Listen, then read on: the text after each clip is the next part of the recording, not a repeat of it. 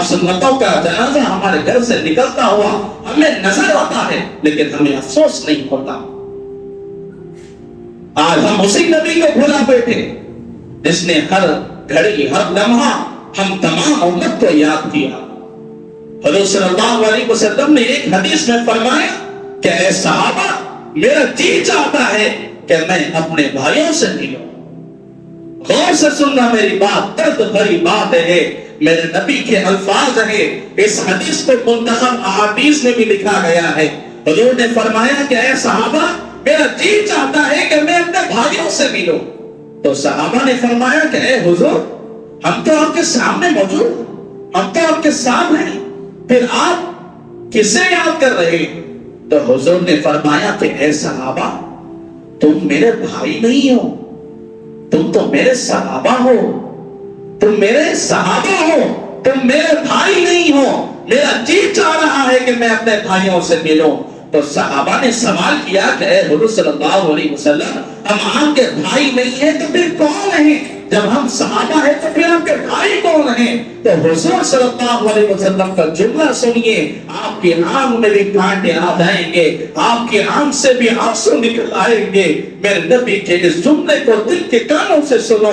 میرے نبی نے فرمایا، میرے بھائی وہ ہیں جنہوں نے مجھے دیکھا نہیں لیکن اس کے باوجود بھی انہوں نے مجھ پر ایمان لایا، جنہوں نے مجھے دیکھا نہیں اس کے باوجود بھی جس نے مجھ پر ایمان لایا وہ میرے بھائی ہے۔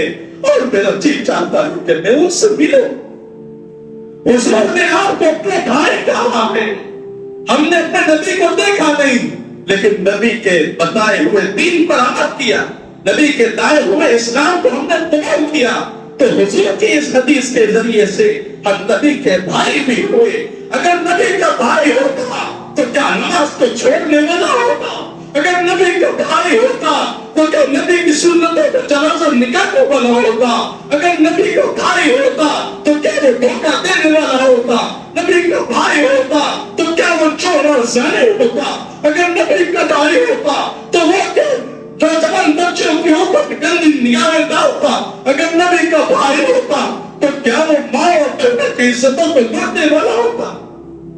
نہیں میرے بھائیوں، اللہ کے رسول نے ہمیں بھائی کہا ہے، ہم سے پیار کیا ہے، اور ہم کن راہوں پر چل رہے ہیں، اس راستے پر ہم چل رہے ہیں، اس کی کوئی منزل نہیں، اس کی کوئی انتہا نہیں، اس کا کوئی مقصد نہیں۔ اگر چلنا ہو تو نبی کے بتائے ہوئے راستے پر چلو، میرے نبی کو فالو کر لو، تم اللہ تک پہنچ جاؤ گے۔ اور جس دولت کے پیچھے تم جا رہے ہو، جس شہرت کے پیچھے تم جا رہے ہو، وہ سارا خزانہ میرے اللہ کے قبضے قدرت میں ہے۔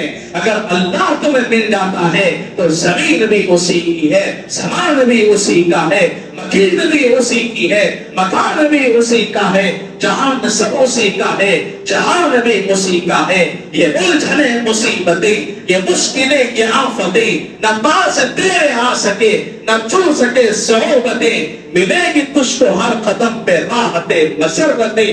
اپنے رب کو پکار دل سے صرف ایک بار،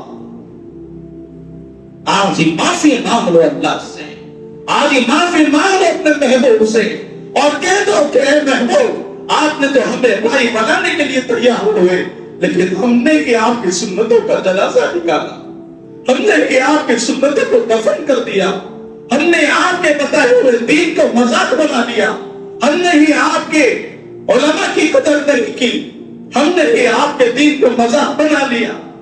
محترم سامعین کرام، آج وقت ہے ابھی توبہ کر لو، اللہ سے معافی مانگ لو، سیدھے راستے پر آ جاؤ۔